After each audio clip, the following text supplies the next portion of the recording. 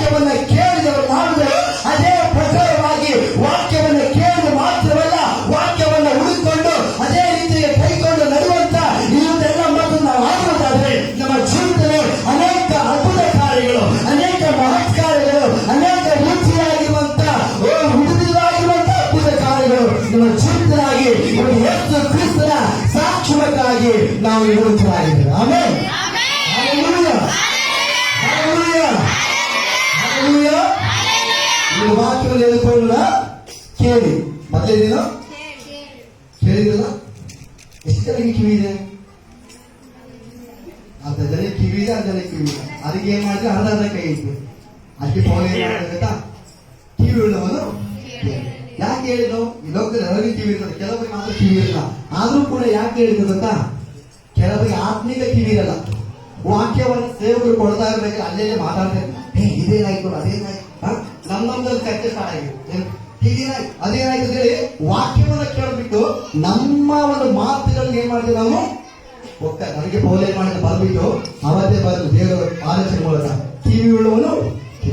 ಇವತ್ತು ಯಾರು ಸತ್ಯವಾಕ್ಯವನ್ನು ಕೇಳ್ತಾರೋ ಅವರಿಗೆ ಅವರ ಜೀವಿತದಲ್ಲಿ ಆಗ್ತದೆ. ಆಮೇಲೆ ಅವರ ಜೀವಿತದಲ್ಲಿ ಯೇಸು ಕ್ರಿಸ್ತ ನೋಡಿದ್ದಾರೆ. ಹಲ್ಲೆಲೂಯಾ. ನಿಮಗೆಲ್ಲ ಕಿವಿ ಇದೆಯಾ? Hallelujah, hallelujah. ಒಂದನೇ ವಾಕ್ಯ ಕೇಳಿ, ಅದರಲ್ಲಿ ಒಂದನೇ ವಾಕ್ಯ ಫಿಲಿಪಿಯವರಿಗೆ 4ನೇ ಅಧ್ಯಾಯ 9ನೇ ವಾಕ್ಯ. ಫಿಲಿಪಿ 4:9.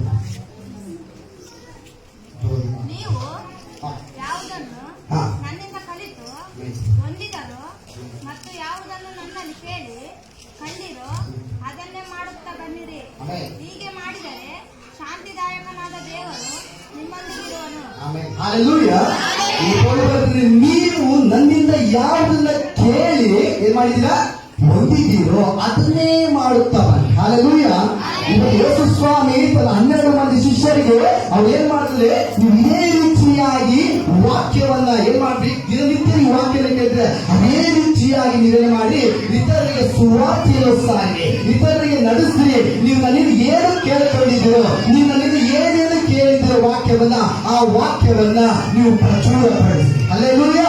ಆ ವಾಕ್ಯವನ್ನ ನಿಮ್ಮ ಒಳಗೆ ದಾಚಿಟ್ಟುಕೊಳ್ಳಬೇಡಿ, ನಿಮ್ಮೊಳಗೆ ಮುಚ್ಚಿಟ್ಟುಕೊಳ್ಳದೆ ಅದನ್ನ ಏನು ಮಾಡಿ ಪ್ರಚುರಪಡಿಸಿ. ಅನೇಕ ಸುವಾರ್ತೆ ಇರ್ತಾರೆ, ಅನೇಕರಿಗೆ ಸ್ವತಃ ಬಂಡವಾಗಿರುವಂತವರಿಗೆ, ಅನೇಕ ರೋಗದಲ್ಲಿರುವಂತವರಿಗೆ, ಅನೇಕರ ಸ್ವತಃ ಇವತ್ತು ಅನೇಕ ಬಿದ್ದಿರುವಂತಹ ಸಮಸ್ಯೆಗಳಿರುವಂತವರಿಗೆ ನೀವು ನನ್ನಿಂದ ಕೇಳಿರುವಂತಹ ವಾಕ್ಯವನ್ನ ನೀವೇನ್ ಮಾಡಿ ಪ್ರಚುರಪಡಿಸ್ರಿ. Hallelujah, hallelujah. ದೇವರ ಮಕ್ಕಳೇ, ಇವತ್ತು ನಾವೇನ್ ಮಾಡ್ತೇವೆ ಅಂದ್ರೆ ನಮಗೆ ಸುವಾರ್ತೆ ಕಲ್ಪಲ್ಪಟ್ಟಿದೆ, ಅದು ಸಾಕು. ನಾವೇನು